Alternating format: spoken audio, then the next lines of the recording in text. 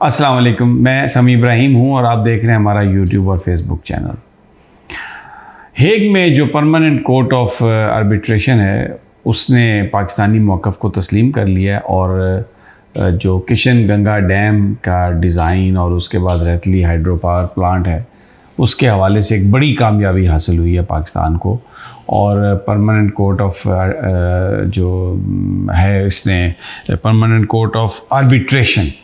इन्होंने ये कहा है कि जनाब हमें बिल्कुल इख्तियार हासिल है, हम ये मीडिएट कर सकते हैं जो डिस्प्यूट है और इसको फिर किसी फोरम पर चैलेंज नहीं किया जा सकता। सो इट्स ए गुड, ये पाकिस्तान के लिए एक बहुत बड़ी अचीवमेंट है।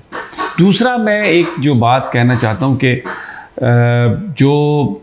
कुरान पाक की बेहुरमती हुई है, नज़र आतिश किया गया एक वहाँ पर स्वीडन में और पूरी दुनिया में इस पर बड़ा एक एहतजाज हुआ और मुसलमानों ने इस पे बड़े जुलूस निकाले। आज पाकिस्तान में भी जुलूस है, जलसे हैं, एहतजाज है। मैं पूरी आप उसके भी बताता हूँ कि वो उसमें क्या वारदात हुई है। लेकिन इस सारे प्रेशर ने जो स्वीडन की गवर्नमेंट है उस पर एक बहरहाल असर डाला है और जस्टिस मिनिस्टर जो हैं उन्होंने कहा है कि अब गवर्नमेंट इस बात को कंसिडर कर रही है कि ये जो एक्ट है किसी भी किताब को आग लगाने का या डेसिक्रेट करने का, हम ये इसको सोच रहे हैं कि इस पर हम पाबंदी लगाएं, क्योंकि इससे स्वीडन जो है वो एक बड़ा वल्नरेबल मुल्क बन गया है और इसमें जो हमले हैं वो ज़्यादा होने का इम्कान बढ़ गया है। तो इसलिए अब हम ये सोच रहे हैं। तो जो एक एहतजाज हुआ है पूरी दुनिया में उसका एक असर हुआ है। वायलेंस गलत है, वायलेंस देखें, जो लोग कुरान शरीफ को जलाते हैं उनका मकसद ही ये है कि वो मुसलमानों को तैश दिलाएं, वो इश्तियाल में आएँ और फिर कुछ इस तरह का वाक़यात हों जिसमें तोड़ फोड़ हो तो उसके इमेजेस को वो दिखा के ये कह सकें कि देखें मुसलमान तो करते ही ऐसे हैं, क्योंकि ये एक बड़ी साजिश है। तो एहतजाज करना, लेकिन पुरअमन एहतजाज करना ये तो किसी का भी हक होता है। तो अब स्वीडन के जो जस्टिस मिनिस्टर हैं उनकी तरफ से ये कहना कि हम इसको अब गौर कर रहे हैं, तो इसका मतलब ये है कि माजी में जब एहतजाज होते थे तो उस पर जो यूरोपियन ममालिक हैं जहाँ जहाँ पर ये इस तरह के वाक़यात होते थे उनका एक बड़ा रिजिड रवैया होता था। लेकिन ये बात एक बड़ी खुशाइन है कि अगर स्वीडन के वज़ीर ये कहते हैं कि हम मुस्तकबिल में इसको हम रोकने की, अब ऐसा लग रहा है कि वो तैयारी कर रहे हैं, क्योंकि इसमें पुलिस तो पहले भी इजाज़त नहीं देती थी, लेकिन ये जो भी कुछ हुआ वो अदालतें जो है ना पुलिस के जो फ़ैसले हैं उनको बदल देती थी और एक बेसिक फंडामेंटल राइट उसकी बुनियाद पर ये इजाज़त, जो कि कोई फंडामेंटल, अब किसी के खुदा को बुरा कहना, किसी की मजहबी किताब को जलाना, किसी के जज्बात को इश्तियाल दिलाना, ये कौन सी फ्रीडम ऑफ एक्सप्रेशन है? ये आप आज़ादी इज़हार राय के नाम पर आप ये बहुत ही ये गलत है ये इसको, और अब वहाँ पर ये एक्नॉलेजमेंट हो रही है। अब आज यहाँ पर पाकिस्तान में एहतजाज है, लेकिन इसमें जो हकूमती मुनाफ़कत है वो मैं आपको बता देता हूँ। PTI के चेयरमैन ने ऐलान किया कि जुमे वाले दिन लोग निकलें, पूरी पाकिस्तानी बाहर निकलें और इस पर एहतजाज करें और दुनिया को बताएं कि हम इसको तस्लीम नहीं करते। तो उस पर उसके बाद जमात इस्लामी ने कहा कि जी वो भी जुमे को एहतजाज करेंगे, अच्छी बात है। फिर उसके बाद शहबाज शरीफ साहब ने ऐलान कर दिया कि पूरी कौम जो है वो जुमे को एहतजाज करेगी। तो बहरहाल ये अगर किसी मामले पर भी यकजहती हो, अगर एक चीज़, एक तारीख़ रखी PTI के चेयरमैन ने और उसमें जमात इस्लामी शामिल हुई और बाद में अगर शहबाज शरीफ साहब भी शामिल हुए हैं, तो ये खुश आइन बात है। ये मामला मुसलमानों के दिलों के बहुत नज़दीक है। नामूस रिसालत सल्लल्लाहु अलैहि वसल्लम हो, कुरान पाक की जो हुर्मत है खुदा न खास्ता उसके हवाले से कोई इस तरह की बात हो, तो उस पर अगर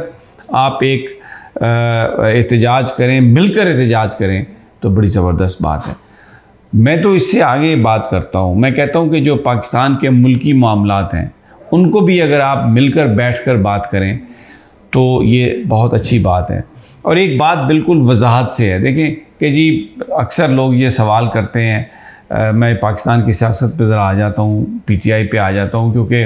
इस वक्त एक प्रोपेगेंडा किया जा रहा है। यानी मैं हैरान हूँ जो लोग प्रोपेगेंडा करते हैं कि जी जो पीटीआई के चेयरमैन हैं वो वादा माफ़ गवाह बन जाएंगे अपनी अहलिया के ख़िलाफ़, या उनकी अहलिया जो है वो उनके ख़िलाफ़ वादा माफ़ गवाह बन जाएंगी। यानी इनको अभी तक इस बात की समझ ही नहीं आई, लेकिन शायद समझ भी आई हो, लेकिन ख़ास तौर पर वो लोग जो पीडीएम के पेरोल पर हैं, नून लीग के साथ हैं वाबस्तगियाँ जिनकी, तो वो क्योंकि उनको ये कहा जाता है कि आपने इस तरह की बातें करनी है दिल दुखाने वाली, आपने आके ख़ानदान पर अटैक करना है और मजाक उड़ाना है कि जी देखें, एक साहब को मैं सुन रहा था वो कहते हैं जी वो नून लीग की और पीपल्स पार्टी की तो विज़डम थी, तो अब इनका तो कोई क्या मतलब वो एक मैं अब नाम नहीं लेता, जो सारी ज़िंदगी नौकरियां करते रहे किसी इदारे की और अब वो एनालिस्ट बन गए हैं कि जी क्या इनका विज़न था और क्या ये बात कर रहे थे। यानी इस तरह लोगों का मजाक उड़ाना, वो जो लाखों करोड़ों लोग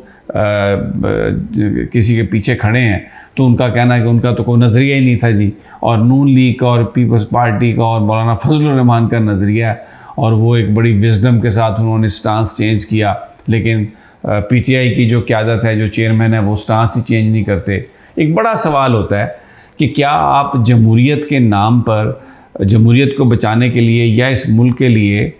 पीपल्स पार्टी या नून लीग के साथ या मौलाना फजलुर रहमान के साथ बैठने के लिए तैयार हैं? तो आगे से क्या जवाब आता है कि भाई इलेक्शन की तारीख के लिए किसी के साथ भी बैठने के लिए तैयार है, हमेशा से कहा है। और यही इलेक्शन में ही सारी जमहूरियत है ना। अब अगर आप जमहूरियत को ये कहते हैं कि जी आप किसी को, वो जो नून लीगी कहते हैं, आप चोर ना कहें, आप अल्फाज अच्छे इस्तेमाल करें, आप ये करप्शन के मुकदमे ख़त्म कर दें, तो क्या कोई पाकिस्तानी ये बात चाहता है कि करप्शन के जो केसेस हैं, अगर किसी ने माल बनाया है तो उसको माफ़ कर दिया जाए? या कोई पाकिस्तानी ये चाहता है कि जो लूटी हुई दौलत है पाकिस्तान की बाहर, उसको वापस ना लाया जाए? सब ये चाहते हैं कि करप्ट लोगों से निजात मिले, जिसने करप्शन की है उसको सज़ा भी मिले, और जो पाकिस्तानी पैसा लूट कर बाहर चला गया वो भी रिकवर हो। तो अब जमहूरियत, इलेक्शन जमहूरियत में ही आते हैं ना। तो यही कहती है ना पीटीआई की क़यादत कि आए बैठे आप तारीख के लिए, ये कहते हैं इलेक्शन की बात ही ना करें, आप मिसाक मईशत करें, आप मिसाक ये करें। और अब आप देखें कौन से कानून के तहत पंजाब की केयर टेकर गवर्नमेंट इस वक्त काम कर रही है, कौन से 90 दिन के अंदर उन्होंने इलेक्शन करा के चले जाना था। कोई पूछने वाला है केपीके की केयर टेकर गवर्नमेंट किस कानून के तहत काम कर रही है? और केयर टेकर का ये मैंडेट है कि वो हेल्थ कार्ड बंद करे, केयर टेकर का ये मैंडेट है कि वो बड़े बड़े मंसूबे शुरू करे। केयर टेकर आता है सिर्फ इंतखाबात के लिए, इंतखाब की वो बात नहीं करते, बाकी सारा काम करते हैं। तो जनाब